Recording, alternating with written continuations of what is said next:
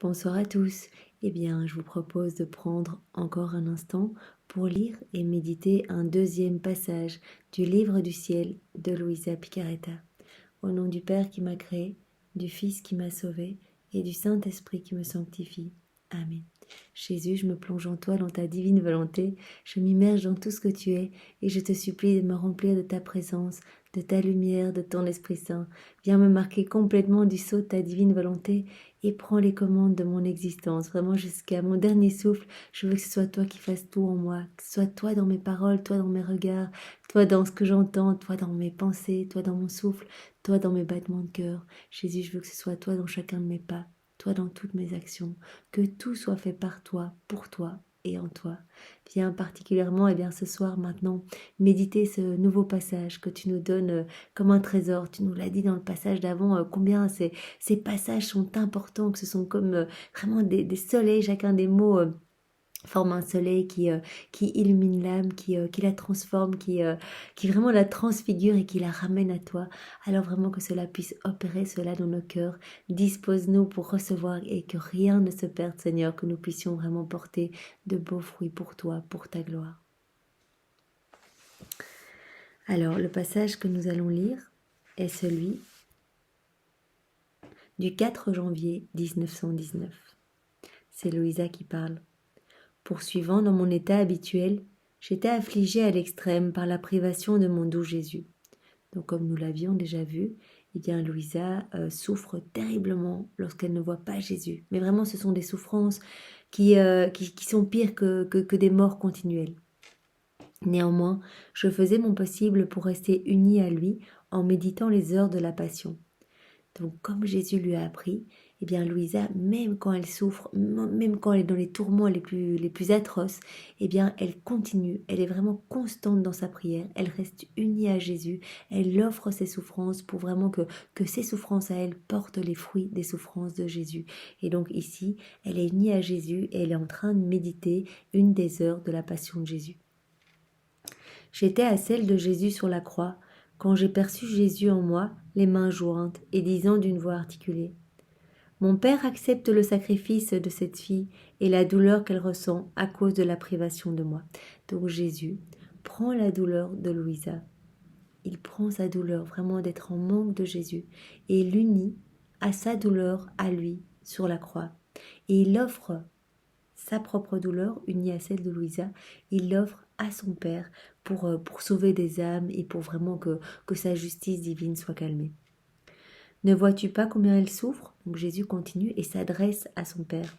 Sa souffrance la laisse presque sans vie, à tel point que je suis contraint de souffrir avec elle pour lui donner la force, autrement elle succomberait. Ô Père, accepte sa souffrance, unie à celle que j'ai ressentie sur la croix quand j'étais complètement abandonnée, même par toi. Donc Jésus a ressenti vraiment ce sentiment d'être abandonné sur la croix et ce fut une souffrance atroce et il unit la souffrance de Louisa et il l'offre à son Père. Et c'est ce qu'il fait pour chacun de nous quand nous lui offrons nos souffrances. Jésus vient prendre notre souffrance et vient la présenter à son Père unie à ses propres souffrances pour sauver des âmes. Donc c'est vraiment magnifique. Accorde que la privation de ma présence qu'elle ressent soit lumière et vie divine pour les âmes et leur procure tout ce que j'ai mérité par mon abandon. Donc il demande à son Père vraiment que la souffrance de Louisa puisse porter les fruits de sa propre souffrance à lui quand il était sur la croix et qu'il a vraiment souffert cet abandon cruel. Cela dit, il disparut. Je me suis sentie pétrifiée de douleur et tout en pleurs. J'ai dit à Jésus : « Jésus, ma vie, oh, oui, donne-moi des âmes. Que la douleur atroce que me donne la privation de toi te contraigne à me donner des âmes. Comme je vis cette souffrance dans ta volonté, que tous ressentent ma douleur, entendent mes cris et se rendent. » Donc Louisa comprend vraiment l'importance d'unir ses souffrances à celles de Jésus pour sauver des âmes. Et donc elle dit, comme moi je souffre dans ta volonté, ma souffrance en fait va se répandre, va unie à la tienne, va porter des fruits partout dans le passé, dans le présent, dans le futur, et tout le monde va pouvoir entendre les cris de ma souffrance unis à ta souffrance à toi, et tout le monde va pouvoir bénéficier des fruits de nos souffrances réunies. Vers le soir, mon Jésus blessé revint et me dit : « Ma fille est mon refuge. » Donc déjà, c'est déjà beau, c'est que lorsque nous nous abandonnons entre les mains de Jésus, nous devenons les refuges de Jésus. Notre âme devient vraiment un tabernacle de consolation où Jésus vient se reposer.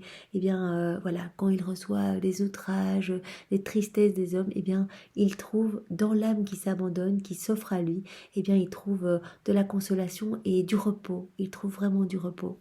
Donc devenons vraiment des tabernacles d'amour pour Jésus. Nous devons lui demander cette grâce de la vie dans la divine volonté et il nous la donnera. Et nous allons nous aussi pouvoir accueillir Jésus dans notre cœur, accueillir le Père, le Saint-Esprit et vraiment que notre âme puisse se dépouiller de toutes les choses du monde et n'accueillir que Jésus, sa lumière, ses bienfaits et tout ce qu'il est, vraiment pour que notre vie soit illuminée de sa présence. Alors, Louisa revient le soir et dit Jésus revient le soir et dit à Louisa, « Ma fille est mon refuge, quelle douce harmonie ta souffrance a causé aujourd'hui dans ma volonté. » Donc il dit à Louisa, voilà ce que tu as fait comme prière quand tu t'es unie à moi, c'était magnifique, ça a vraiment recréé une harmonie entre le ciel et la terre. Ma volonté est au ciel, et ta douleur, se trouvant dans ma volonté, a eu son écho dans le ciel et réclamé des âmes à la très sainte Trinité. Puisque la douleur de Louisa était unie à celle de Jésus et que la volonté de Jésus est dans le ciel, eh bien la douleur de Louisa a pu résonner de partout dans le ciel en fait et a pu réclamer des âmes à la Trinité sainte. De plus, comme ma volonté habite tous les anges et les saints, ils ont tous ensemble réclamé les âmes en criant « âme, âme ». Donc voilà, la douleur de Louisa unie à celle de Jésus dans la divine volonté de Jésus, eh bien, a eu des échos partout dans le ciel. Donc tous les anges se sont mis à réclamer eh bien, ce que Jésus réclamait lui-même par ses souffrances. Louisa le réclame également en s'unissant à Jésus. Et donc voilà, tout ce que Jésus réclamait en union avec Louisa, eh bien tous les anges l'ont réclamé dans le ciel, c'est-à-dire le salut de toutes les âmes. Ma volonté coula aussi dans toutes les créatures, et ta souffrance a touché tous les cœurs en disant à chacun « Sois sauvé, sois sauvé ». Donc il y a vraiment eu des répercussions, il le dit à Louisa, dans le ciel, mais aussi sur la terre, pour que vraiment tous les cœurs reçoivent ce cadeau d'entendre, eh bien, tu es sauvé, quoi. Vraiment, tu es sauvé, ton âme est touchée, et il y a des grâces qui ont été distribuées, des bénédictions, etc. Comme un soleil resplendissant, ma volonté concentrée en toi s'est penchée sur tous pour les convertir. Vois quel grand bien a résulté de tes souffrances vécues dans ma volonté. Donc c'est vraiment terriblement beau ce passage et vraiment le Seigneur s'adresse à chacun de nous. Voilà, offrons nos souffrances parce que nos souffrances vécues tout seules, vécues dans notre volonté propre, sont difficiles à vivre, sont écrasantes, ne portent aucun fruit, vraiment au pire, elles enténèbrent nos âmes. Tandis que si nous les offrons à Jésus, si nous nous unissons à Jésus, nos souffrances deviennent lumière parce qu'elles vont pouvoir porter tous les fruits des souffrances de Jésus. Et ça, c'est magnifique. Comme Jésus le dit à Louisa, cela va toucher tout dans le ciel. Donc ça va avoir des répercussions partout. Tous les anges vont répéter des âmes, des âmes, des âmes. La Trinité va accorder, va accorder vraiment des purifications pour les âmes du purgatoire. Ça va toucher partout sur la terre, puisque vraiment, il va y avoir des torrents de bénédictions, de cadeaux, d'amour sur toutes les créatures passées, présentes et futures. Parce qu'il n'y a pas de limite de temps, vraiment, il y a ce pouvoir multiplicateur dans la divine volonté, donc vraiment... ça se multipliera à l'infini. Donc cette prière, cette souffrance offerte va porter des fruits éternellement. Donc c'est vraiment magnifique. Eh bien, merci Seigneur pour ce bel enseignement à nouveau et donne-nous vraiment la grâce de pouvoir t'offrir toutes nos croix, de pouvoir t'accompagner, de pouvoir te présenter notre épaule pour porter la tienne Seigneur, t'offrir nos croix pour te soulager dans tes souffrances à toi, pour pouvoir être pour toi eh bien, des compagnes de souffrance, pouvoir boire une gorgée de ton calice, Jésus. Eh bien, donne-nous la grâce et pour tous nos péchés de confort, pour toutes ces fois où nous n'avons pas voulu souffrir pour toi, eh bien, nous t'offrons, Seigneur, tous tes mérites à toi. Nous t'offrons tout le sang qui a coulé de ton épaule et de tes genoux lors du portement de croix. Nous t'offrons tes chutes répétées et nous t'offrons tout cela pour vraiment que nos péchés soient expiés, que ce soit nos péchés à nous, mais aussi les péchés de confort, les murmures contre les saintes ordonnances, et vraiment toutes ces fois où nous ne voulons pas souffrir pour toi, Jésus, et bien que tous ces péchés-là, de tous les hommes passés, présents et futurs, soient maintenant expiés et nettoyés dans ton sang précieux. Au nom du Père, et du Fils, et du Saint-Esprit. Amen. Soyez tous bénis et passez une belle soirée. Au revoir.